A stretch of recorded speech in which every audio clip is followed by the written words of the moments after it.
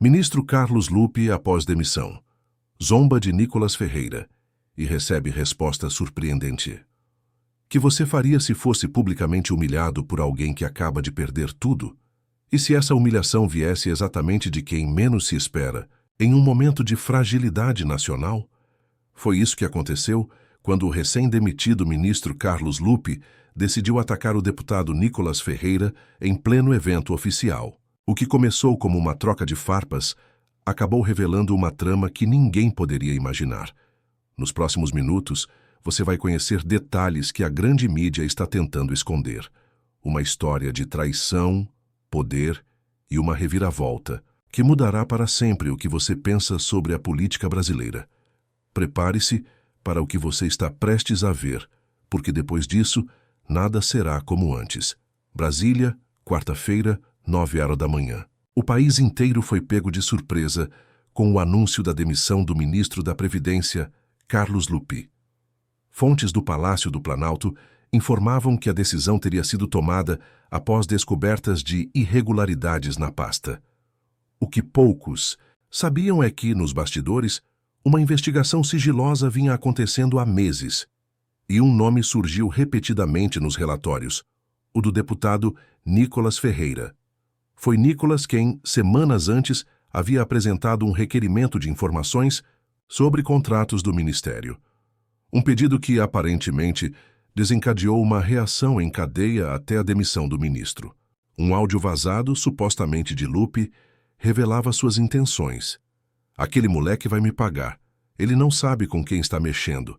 2 dias após sua demissão, Carlos Lupe compareceu a um evento de inauguração de uma obra federal. Para surpresa de todos, Nicolas Ferreira também estava presente. Foi quando o impensável aconteceu. Lupe, alto o suficiente para todos ouvirem, disparou: "Olha só quem está aqui, o grande defensor da moralidade. O que foi, deputado? Veio conferir se seu plano deu certo?" Um burburinho tomou conta da plateia, com pessoas se virando para observar a cena. Nicolas, mantendo a calma, respondeu: "Ministro, ou devo dizer ex-ministro? Estou aqui cumprindo meu papel como parlamentar. Diferente de outros, não preciso de cargo para trabalhar pelo Brasil." Lupe riu sarcasticamente. "Trabalhar pelo Brasil? Você não passa de um influencer com mandato. O que você entende de gestão pública, de orçamento, de política de verdade?" O clima de tensão aumentou, com pessoas se aproximando para ouvir melhor. Nicolas retrucou: "Entendo o suficiente para identificar quando o dinheiro público está sendo mal utilizado.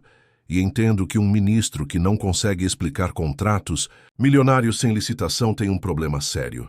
Lupe avançou em direção a Nicolas. "Você acha que me derrubou que venceu? Seus seguidores nas redes sociais acham que você é algum tipo de herói? Deixe-me contar uma coisa, deputado de internet. Você não tem ideia do jogo que está jogando." O confronto atraiu mais pessoas, incluindo jornalistas, que começaram a filmar. O que deveria ser um simples evento institucional transformou-se em um acalorado debate sobre os limites da fiscalização parlamentar e o papel dos ministros.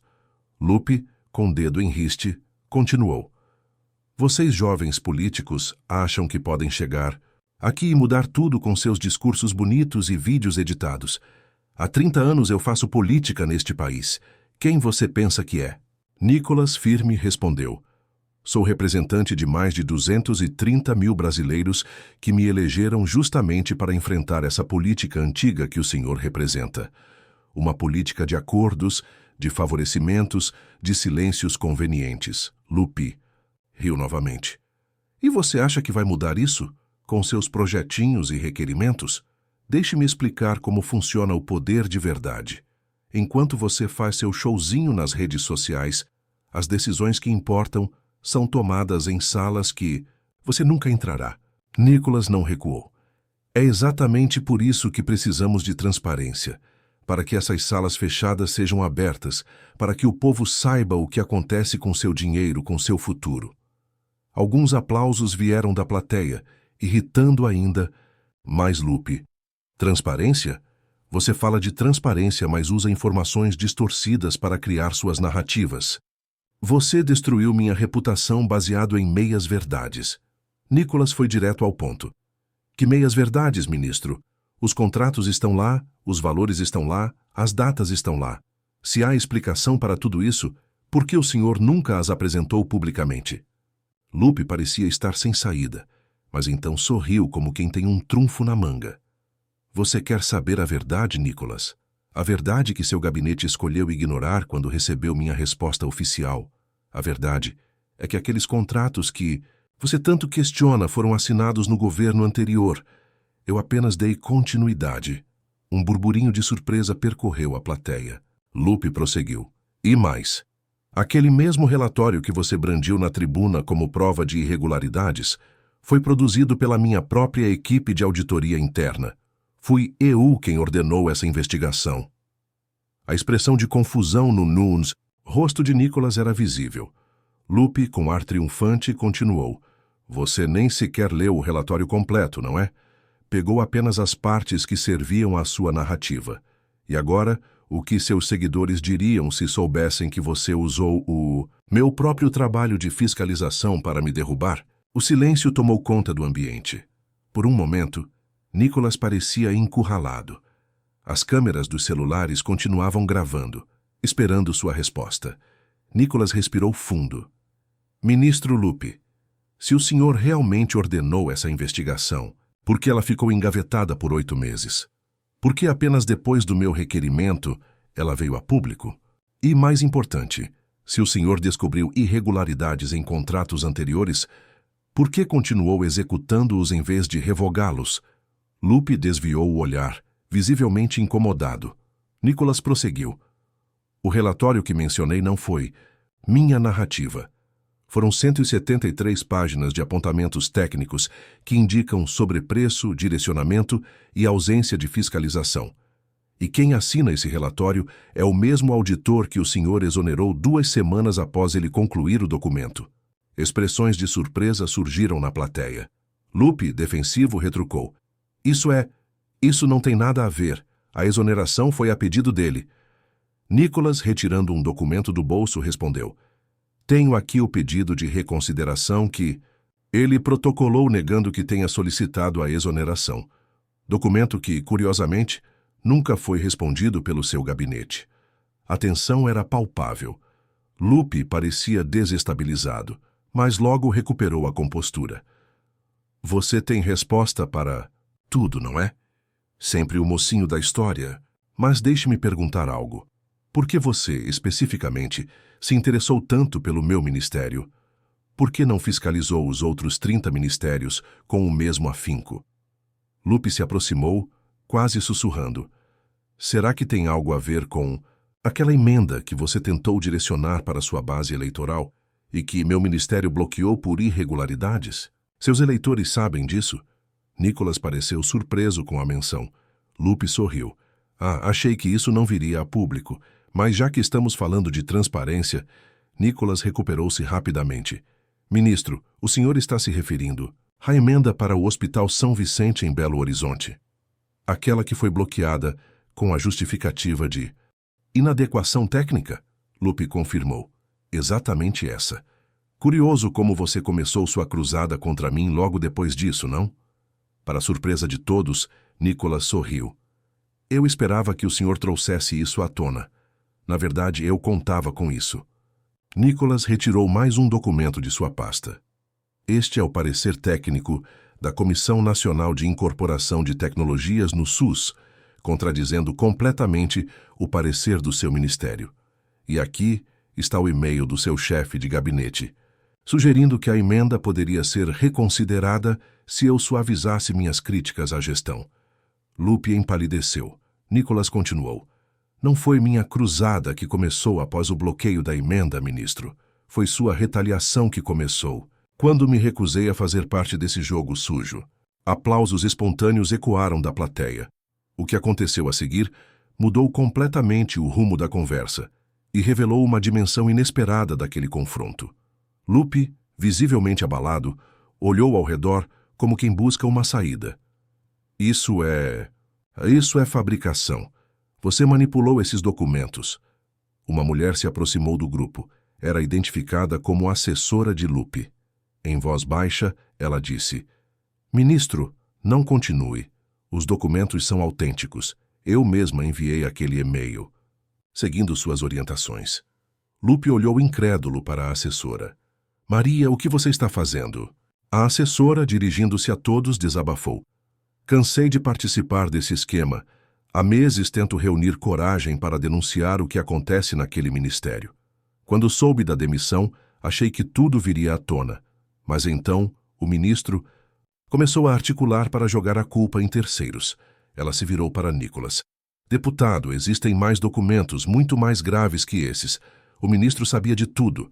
Na verdade, ele orquestrou um esquema sistemático de bloqueio de emendas de parlamentares que se opunham ao governo, para depois negociar a liberação em troca de apoio político. Um burburinho intenso tomou conta da plateia. Lupe, furioso, bradou. Isso é traição. Você assinou termos de confidencialidade. A assessora respondeu com calma. Confidencialidade não se aplica a ilegalidades, ministro. Aprendi isso nas aulas de direito que o senhor pagou para eu fazer com dinheiro. Público, lembra? Nicholas, que até então ouvia atentamente, deu um passo à frente. Ministro Lupe, o senhor me acusou de ser um deputado de internet, de não entender como funciona o jogo do poder. Talvez o senhor esteja certo sobre uma coisa. Eu realmente não entendo como alguém pode usar um cargo público para perseguir adversários e favorecer aliados. Nicholas fez uma pausa. Mas entendo algo que talvez o senhor tenha esquecido. A função de um representante do povo é justamente representar o povo. Não se trata de jogo de poder. Trata-se de serviço público. Ele se virou para a assessora. Senhora, agradeço sua coragem.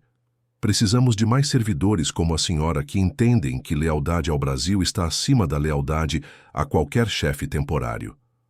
Voltando-se para Lupe, Nicholas continuou. Quanto ao senhor, ministro, não vim aqui para destruí-lo ou para me vingar. Vim porque acredito que o Brasil merece uma política diferente. Uma política onde o debate seja sobre ideias, não sobre esquemas.